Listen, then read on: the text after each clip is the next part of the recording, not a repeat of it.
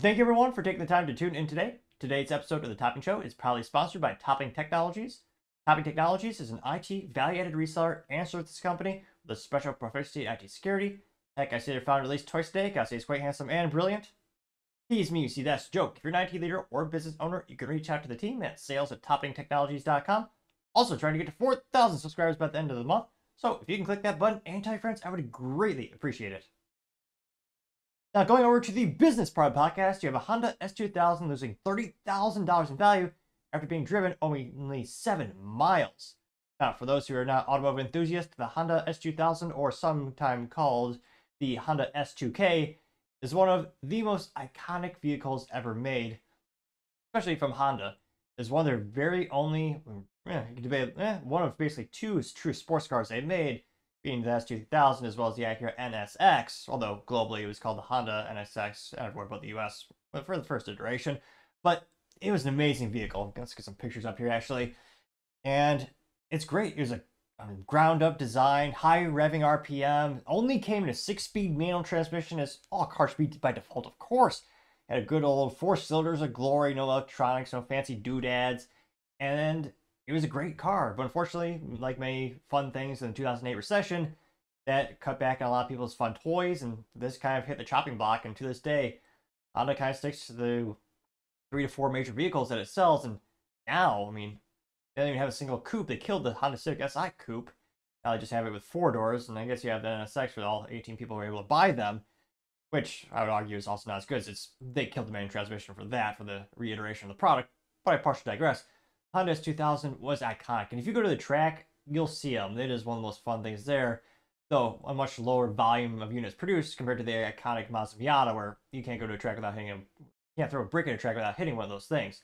Now, the S2K, as you can see in all its glory, this is actually the CR edition, which is the final send-off, where, funny enough, they wanted to try to spice it up to give extra incentives to move units.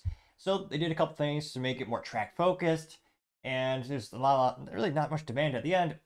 And now these things are worth more than a Lamborghini or a Ferrari in some cases.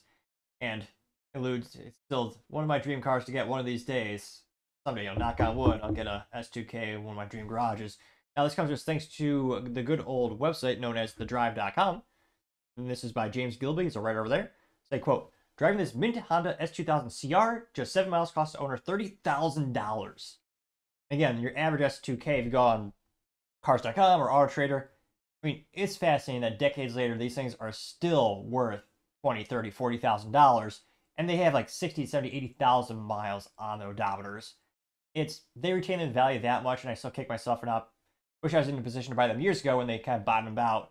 I don't think the values will ever crash again because it's a very unique machine due to the EPA, safety regulations, and just being a really difficult industry in general. I don't think Honda will ever make a fun vehicle like this again. So, kind of increasing the value. So, again, none of this financial advice by any means necessary.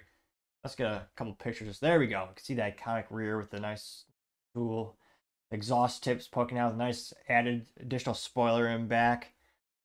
And I say, quote, yes, that's 30 grand for just 7 miles in a 2009 Honda, averaging out to equating to $4,300 per mile. Okay, they say also, okay, it's not maybe a regular stretch, not like it's a regular S2000 anywhere in the middle of Civic. This is the S2000 CR, or Club Racer, which is a rare edition introduced towards the end of the S2K's production. It's a lighter, had a track-tuned suspension, stiffer chassis, functional aero, a removable hardtop, and more. A 2.2-liter F282C1 4-cylinder. Didn't rev as high as the earlier 2-liter did, but touched almost 8,000 RPM and made the same power and more torque. To be specific, 237 horsepower and 162 foot-pounds of torque. It is dispensed to the rear axle by a 6-speed manual transmission and helical slip differential. Only 699 were sold in the United States, just over 1% of total production. They say, so a rare version of the renowned sports car with fewer miles than most existed on this earth. That's the formula for an expensive car. When it sold in 2022, it sure was. It sold with only 123 miles on it. Granted, there's also, during the pandemic, it sold for $200,000 in 2022 for an S2K. And it looks, don't get me wrong, it looks beautiful. Now they know that when it returned to Bringer Trailer last week, with 130 miles, it sold for still insane amount of money, $170,000, which it is a crime that they do not have more pictures of this iconic vehicle. I'll maximize that so you can see that glory picture of it. They say, quote, why the owner sold the car, haven't hardly touched it, we will never know, but the seller isn't bent about it and congratulated its new buyer, whom you know will cherish this car with a name like S2K forever, which it would be appropriate that that specific username would win the auction. I'm not sure I'd be that claim if I watched $30,000 go up in smoke like that, but then again, my net worth is only a fraction of what the car sold for. And yeah, and again, with so few miles, I'm never going to make this again. I mean, I mean, these days, just finding a car with 4 cylinders and a stick shift, that's getting more and more difficult. The EPA and the government's killing those left and right, unfortunately, as well as consumer demand and people wanting an automatic transmission these days. I swear it feels like you're dead inside driving those, but that's just my 3 cents. It used to be 2 cents, but for your hyperinflation, gotta be 3 cents now. And yeah, this is one of the biggest things happening in the automotive community the past couple of days. Again, I'm not too surprised. It's probably some kid who always wanted an S2K, made it, worked like hell, got far in life. And I mean, if you want a pristine S2K, this is it. Now, the only downside is, are you really going to use this car as intended? Are you really going to take this thing to the track when it's sold for $170,000? I mean, shoot, just the registration fee or the extortion fee for this vehicle is worth more than my car. Like, not saying much. I love my little Gen 10 Honda Civic Si, but yeah, I just can't fathom. It's sad because you just know. I mean, maybe it'll be a museum, and again, it's a beautiful piece of history. It looks darn near flawless. In this particular case, it's a yellow S2K, and it really does differentiate from the regular S2K. This being the CR edition, it's got the front bumper is a lot more distinct, a little more angular. You got the spoiler looks on top. You also have the hard top, which the rest of them were rack tops, though you could go obviously aftermarket to get a shell for it as well. It's just literally what dreams are made of, and I really wish Honda had the courage to take the risk and just make a new one. I know it would not be a big volume producer for the company, but to have a car that's, I mean, I don't know, I feel like you can easily price an S2K in modern times. If it was a brand new Honda from the factory, with lightweight chassis designed specifically for it. And again, the Civic Si and the Type R are great, but not to be pejorative, but at the core, it's a Civic, and great, they do great things to make it more track friendly and more track oriented. The Type R has a massive Brembo brakes, has an old engine. I understand that, but make a sports car from the ground up that isn't the 6 figures that the NSX is, and a lot more tailored, more analog with the manual transmission. I think they can get away doing an $80,000, $90,000 sports car, maybe get down to 70. I think we'll be able to buy that for like an S2K refresh.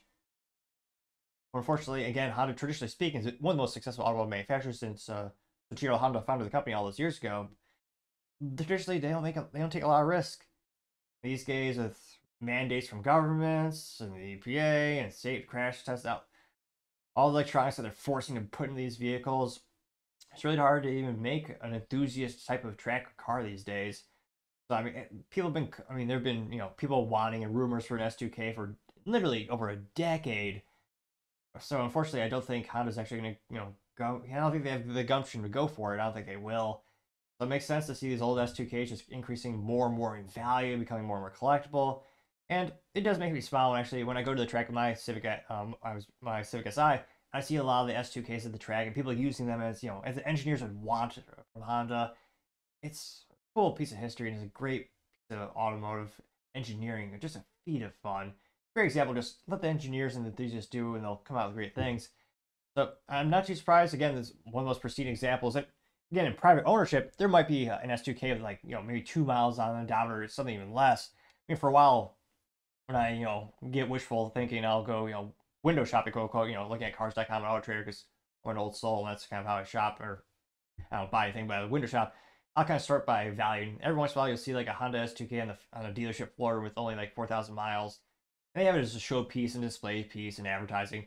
And they want it's kind of one of those things they'll ask for $95,000 or plus, partially just to just to have it there. They know they're not really going to sell it at that price most likely, but it always makes me smile when you see those pieces of history still out there. And hopefully this is enjoyed appropriately. Let me know if you had this type of money and you bought it with this low of mileage. Would you actually take it to the track? Would you actually drive it every day? Now again, they're saying this costs $30,000 to drive 7 miles. I think that's a negligible.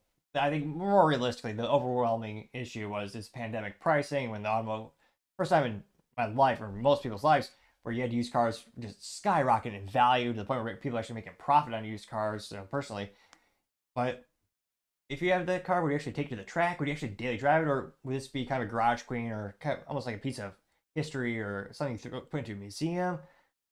Let me know what would you do if you got the S2K CR. Let me know in the comments because, as always, be fascinated to hear what you have to say.